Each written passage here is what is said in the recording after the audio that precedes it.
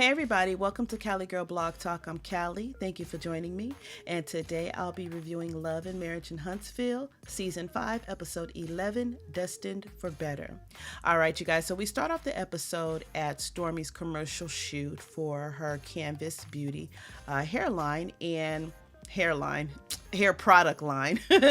And we see Tiffany is there, who Stormy asks to be a part of the commercial. We also see Melody, who shows up in support and to celebrate Stormy's commercial shoot. So the three of them sit down and they talk about how well they think the peace party went. Melody said, yeah, it went so well and was so peaceful, to whereas Destiny actually called me and invited me to her photo shoot, as we saw last episode. Both Stormy and Tiffany are shocked, like, what? Wait a minute, hold up. Did I do that good for my peace party? Stormy is like me, like, I want to know details blow by blow, play for play. She was like, so how'd she do it? Like, did she just call and say, hey, Mel, like, how did it even happen? What was said? Start from the very beginning. Mel said Destiny just called her and was like, hey, I'm having a photo shoot, swing by. Tiffany was like, so did you go? And Mel was like, yeah, I went. And Tiffany was like, okay, well, girl, that was a good gesture. Why are you trying to downplay it? Are you guys friends? Melanie gave her a look like, girl, what? Y'all and that friend word, that's never gonna happen. Do y'all know how she disrespected my mama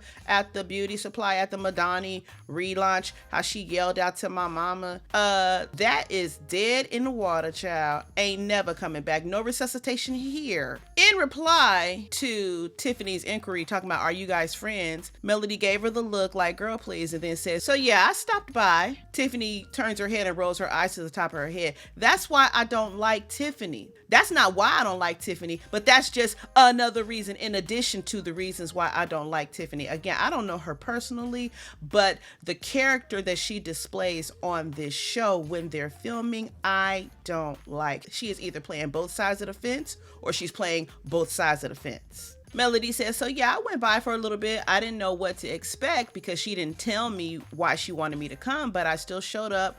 We talked a little bit, laughed a little bit. I was helping her with her poses. Stormy is like, oh girl, that's deep. Like, that was a whole lot. Totally misunderstanding being cordial. Someone invited you, you showed up. You're not gonna show up with a funk attitude, right? Otherwise, why show up? So show up and be friendly, but that's all it was. I was just being friendly. You guys are too excited. Pump your brakes. They like, I feel like this is a good step. Y'all can really do it. That's what Stormy is saying. Tiffany is like, well, you took time out of your busy schedule to show up for her. I think you guys can do it. There's too much invested in your friendship. Melody was like, yeah, too much time towards, yeah, we can be cordial. Yeah, we can be cordial. Putting it out there like cordial. We're not friends. In her confessional, she said it's very hard and challenging, and I would add a word, irritating, when people are constantly trying to force you to be friends with somebody that you actually have cut off for a good reason or for your reasons. It doesn't have to be good for them, but it's what's best for you.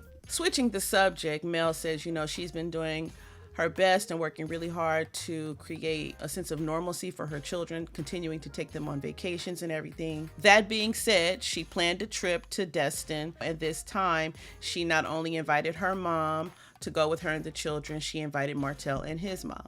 So they're surprised again. Stormy is like, okay, why'd you do it? Tiffany, because it's the best thing for her kids. Stormy said, I know that, like what you're saying, but I want to know why Mel did it. Because she prioritized. Tiffany, calm down. Finally finding a space to answer after they both quieted down, Mel said, okay, so there's this piece that I have. And let me tell you something. When you have a piece and you're really happy, nothing that anybody else is saying even matters. That's because Mel is walking around with that God-given peace, the peace that surpasses all understanding. So while you should be mad at this, that, and the other, for some reason, you are at peace and you don't understand why.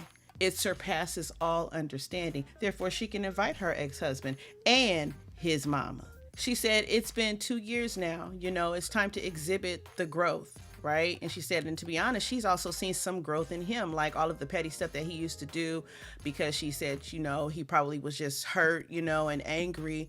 I guess he's pulled back from a lot of that, enough for her to say, I see growth. And the kids will not misunderstand the setting, meaning, okay, we're all together. That means we're getting ready to be a family under one roof again. She said, no, that won't happen because I'll have that discussion with my kids. Next, we see Destiny and her cousin Demi. They are toasting to them partnering together. Her cousin has a makeup line. I guess it's called Demure. and partnering with Destiny with her hair care line. So they're discussing how should they celebrate this. They're going to have a party and I guess as a way to introduce their partnership. And Destiny is saying that she's going to invite the ladies. And her cousin is like, yeah, Destiny was like, all of them, right? And Destiny already knows the answer to this question, but of course, this is for television. So she said, you know all of them, right? And her cousin was like, yeah, I know Martel. I've been knowing him for a long time. Went to school with him. Everybody went to school with Martel, child. It's a small town, I tell you. Anyway, she said, I went to school with Martel. I know Mel. I did her makeup. I did her hair and makeup for her wedding. I know Tiffany. I've done her makeup. And of course, Kimmy. And I met Tisha. So she know everybody. She was like, yeah, I know him. I was like, it's the tone that you said it in. Yeah, I know him. So they talk about the peace party, right? And she was like, Destiny was like, what you think about that? And her cousin was like, I thought the peace party was great as far as the whole setup, the theme or what have you. She said, what I found interesting though was when Mel said, I think we need to normalize people not being friends, relationships ending, things of that nature, right? She said, because I'm a kumbaya person, but I do come to a point where it's like sometimes you got to cut people off when it comes to the BS. Here go Destiny, period. I'm like, girl, you hollering period, but you be in Mel's face dang near salivating for the friendship to come back. Let's be clear. She said, and I think both me and Mel agreed on that. And I was like, no, Destiny, you had no choice but to agree with it because Mel ain't with it. She's over it. I guarantee you if Mel said, yeah, let's be friends again, you'd be with it. So it wasn't really an agreement. It was just the only option you were left with. Look at how she tells the story, okay, to her cousin. She says, yeah, the other day Mel stopped by to my photo shoot, I guess to support, right? What you mean you guess to support? You left out the part that you called her and asked her to come. Destiny really acts like people are not gonna watch this show, including the people that she's talking to. She's talking like, yeah, we talked about everything, the fallout, whatever. And I feel like we're in a place where we can be amicable, even though I could never forget. Girl, you wanted to be more than amicable, okay? You wanted to go down memory lane. You talked about we always gonna have a space etched in each other's hearts because of all that we've gone through. But you acting Teflon Don here in front of your cousin. Girl, ain't nobody buying it. Her cousin said, well, it sounds like you guys are in the same place that you were in. And I could tell that it kind of sounds like it's really, really bothering you. Here go Destiny. It's really not. You really lying. But it's okay. It's okay to be hurt that a friendship ends. She said, because how you rock in a friendship and how you rock in opposition, when something goes wrong in the friendship really shows me how you are. And the way Mel did what she did is something that she can't rock with. I'm like, you would have rocked with it all. Okay? You would have rocked with it all. That's why you called her to come to your photo shoot. Okay? Because you wanted to see if anything could still be reconciled. Anyway, Mel stated what her issues are in the past. She says she overheard you talking about her at the last reunion in a room with Tisha. The rooms were next door to each other. I guess you weren't aware. You and Tisha was over in that room chit-chatting and kikiing, and she overheard you talking to the op. Okay. Then you're running behind her mama out of the Madani beauty supply, telling her about you need to stop pimping your daughter and all the other little things that you said to her mom. You know what I'm saying? Like, who's coming back from that, Destiny? So you might as well chalk it up as though you guys made an agreement to end the friendship. But in reality, we all know you were just cut loose. Not buying it completely, her cousin said, I hear what you're saying, but I know that there is an inkling, just a small little part of you that does care. Here go Destiny playing it down. I care about her well-being. Girl, you was just in last episode talking to Mel, talking about you still love me, don't you? Right. Her cousin said, okay, so if Mel came to you and said, you know what, let's squash all the beef. You know what, it don't matter. I love you. Let's move forward. I want to be friends again. She said, you telling me, Destiny, you would say no? Destiny with a bold face, straight face, lied and said, yes, I would say no. You would say no to the friendship? You need to be cut off because you habitually lie to save face on a television show that's going to be aired weekly. And that's why you get ate up online and in social media every episode, because in every episode, you're caught lying. So next we see Destiny at the house with the kids and her mom. They're packing and preparing for the trip to Destined. So Mel says, so far Martel is coming. And she said, I also met with his mom. And her mom is looking like, She said, well, I haven't spoken to her since the divorce. So how did, that conversation go between you and his mom? And Mel said it was actually interesting because I told her that, hey, you had a conversation with Martel, and made it seem like I was lazy in the marriage, And she said, did Martel ever come to you and say, Mama, I got this wife and she don't do nothing? And she is like, no, he didn't say that. I said it.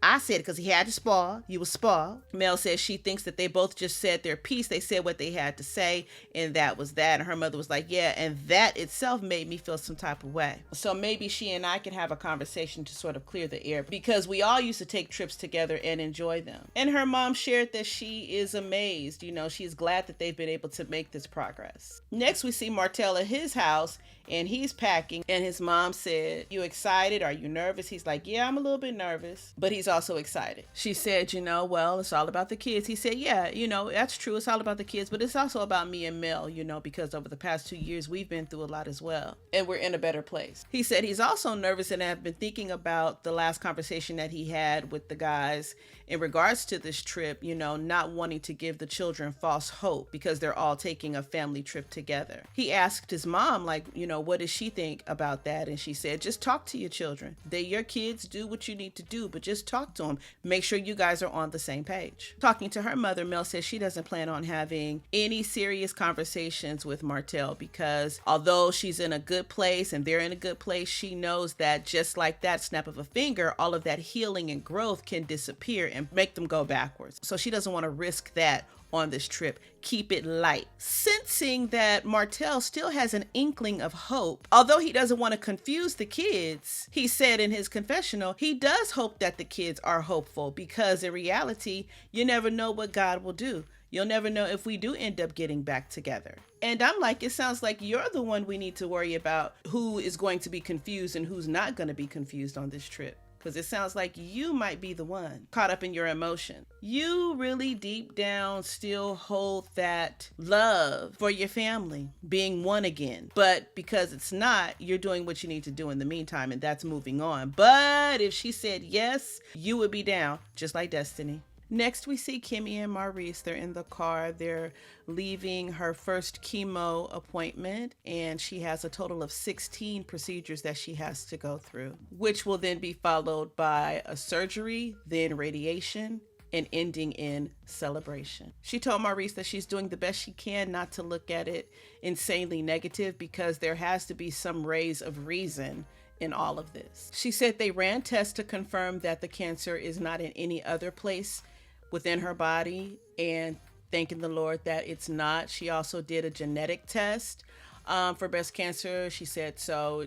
Yeah, that came back negative. So I'm not sure exactly what that means, but by just hearing the word genetic, I'm wondering if she's saying in case her and Maurice decide to have children, and say you have a daughter, or not even just a daughter, because it can be passed on to your son. There is a such thing as male breast cancer, but she's celebrating that both tests came back negative. She says she appreciates her doctor's honesty because in the beginning, many people were saying, you caught it early, like that's good and everything. And she said that it wasn't until she got further into the process where she realized the gravity, the magnitude of the situation. And the doctor told her that there is no positive about being triple negative. So she says she appreciated that because it takes away the false security and the false sense of hope and places you in a position where you have to basically face the reality, understand and deal with the facts. And Maurice said the same thing, like she's trying to be optimistic, I'm trying to be optimistic, but we also have to make sure that we tap into the reality of how serious this thing is. Next, we see Mel. She's in the car. Okay, she's taking her road trip with her 4 children. 5-hour drive, mind you, to Destined. Girl, are we there yet? Are we there yet? Get ready to hear a bunch of that. They're talking about what their favorite memories are. And she said in the end of the marriage, or toward the end of the marriage, the kids sensed and saw a lot of tension and argument. So she's trying to create more positive memories rather than negative memories. So far, everybody is excited.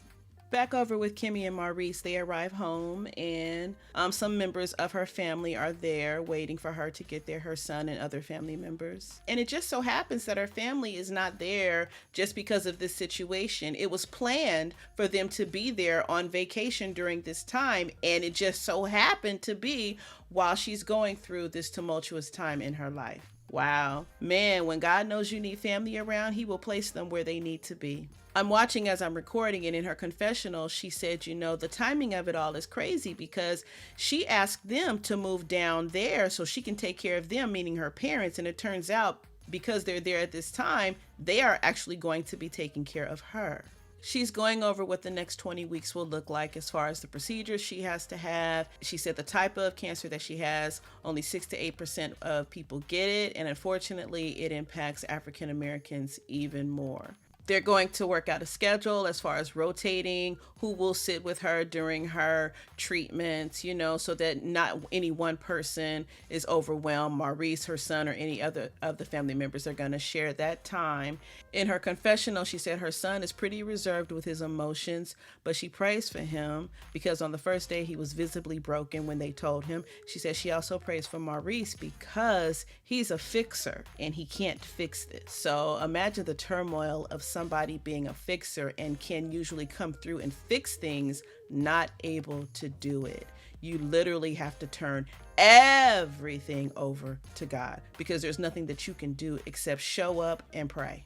She said now that she had the scan and confirmed that the cancer has not spread throughout her body, it makes it easier for her to have the conversation with other people. It'll be easier for her to do at this time now that she knows and she has some confirmation as to what's going on, because prior her mind was all over the place thinking about the potentials. She said first chemo down, okay, and we're gonna go through this thing and we're gonna beat this thing, okay? I believe I'm a thug at heart. Her father just shakes his head and she says, so we gonna beat this thing.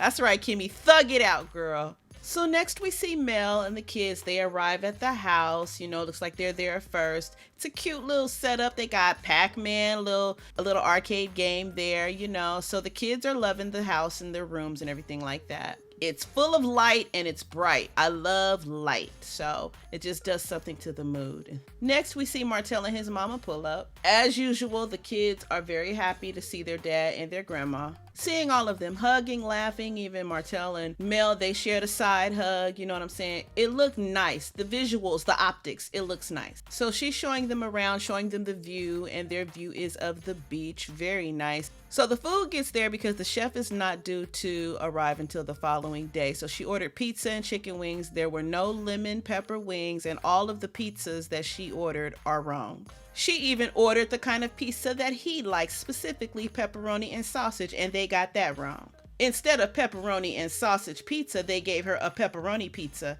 and a sausage pizza. Same thing with the lemon pepper wings and the hot wings. She ordered that specifically for him, and they sent over plain wings. Mel was looking out though. She's really trying to make sure the trip goes off without a hitch. He showed up with her favorite snack, even though in her confessional she said it wasn't all the way right as far as, I don't know, the flavor or whatever, but the intention was he showed up with what he believed was her favorite snack. Well, you can't be together for all those years and not know each other's food favorite. Here go the kids paying attention. The middle daughter, Malia, she says, hey dad, you and mom are both wearing white, because they both have on white shirts. Here we go. Kids start picking up on stuff like, what does that mean? Did you guys plan that? Are you guys dressing alike? What does that mean? Reading a lot into something that was merely a coincidence, but that's what kids do. So the kids are getting ready to eat. They all say their grace, and then Mel and Martel step off and go upstairs. She wants to show him her idea of the sleeping arrangement. He making jokes, talking about, we not sleeping in the same room, are we? Now, Martel, y'all not sleeping in the same room, but you making a joke, but there's a little bit of truth in that joke, a little bit of hope in that joke. In her confessional, Mel said, honey, that is a dream of his, okay? He wishes that I would be in the same room with him. She said, I ain't got time for jokes. Let's enjoy this trip. Let's enjoy these kids, and let's not do anything to make one another uncomfortable. So her sleeping quarters will be on the first or the second level, and his sleeping quarters along with his mom would be on the third level. He's like, I want to be on the same floor as the kids. She's like, Martel, the bunk beds are on the second level, okay? It's all in the same house. It's not a big deal. He's like, okay. So they sit down and she's like, so how are you enjoying the trip so far? He was like, I love it. It's good energy. He said it feels like old times. Melody does her classic, okay. He said, what about you? She said, I'm glad you guys came. This is the first time we're doing a trip all together, and it's been a couple of years. So I want this to be a positive experience for everybody and have this be something that the kids can remember as positive. She said, so as long as everybody's energy is on the up and up, everybody is positive. He is like, well, I don't see why, anybody wouldn't be positive or wouldn't be a positive experience. She said, well, there's a lot of things that you don't see why it wouldn't be positive, and then it ends up not being positive. So they sort of do a handshake agreement, that everything is going to stay positive. She's like, okay, now going out the room and close the door behind you. Mind you, some of the kids are in the hallway looking and listening, right? That's why you always got to be mindful of them kids, because they always looking and they are probably paying attention to how both of them are interacting with each other. Anyway, she was like, going to get out the room. He's like, don't nobody want to be in your room. They playing. Don't nobody want to be in your room, your old crispy white room. Don't nobody want to be here. She's like, whatever, pushing him out the door. All fun and games, right? And in her confessional, she said all his subliminals and flirtatiousness that he's trying to send this way, please, he can cut it out. Because it's a no, not gonna happen. Ain't sleeping in the same room, and we not getting back together. Next, we see him with his mom, and she's like, so how you feel? He said he feels good. The kids are so excited, and that's what's giving, I guess, both of them a sense of joy. He keeps kicking that it seems like old times, to be real about it. Didn't I say earlier that it seems like he's going to be the one that we have to worry about who's confused and who's not confused? Seems like old time, but the key word is seems. Just long as you know that it's not. It's not old times, it's new times, because it's a new day, a new chapter. You keep reflecting on, say, chapter 1, and she's like in chapter 15. He shares he was reminiscing, looking at old pictures of them in Florida, bike riding and everything. They put the picture on the screen. Yeah, they were definitely a family. Here go Tank, who was one of the children who was in the hallway listening when they were talking, and he was playing with Melody saying, don't nobody want to be in your room? So he's back with Melody in her room while she's hanging up her clothes, and he's like, I feel like you and Dad are getting along a lot better. Immediately taking the opportunity to clear up any confusion, she said, well, you know that we are your parents and we love you guys, so we want to be able to take you guys on a trip where everybody is able to get along, but we're not getting back together or anything like that, so I don't want you guys to think that. I love the matter of fact but soft honesty in her approach. Soft meaning the way she's expressing it, but matter of fact meaning stating the facts. In his confessional, Martel said his kids understand that, him and Mel are apart. They understand divorce. He said, but again, he wants them to be hopeful. He said, hell, I'm hopeful. As the Bible says, child, hope deferred makes the heart sick. He said, but until then, they're just going to continue to do the best they can for the children. And that means never letting anything come between them as a family. And that's where the episode ends. Thank you all for joining me. Don't forget to like, subscribe, and hit that notification bell button. And until next time, you all take care. Peace.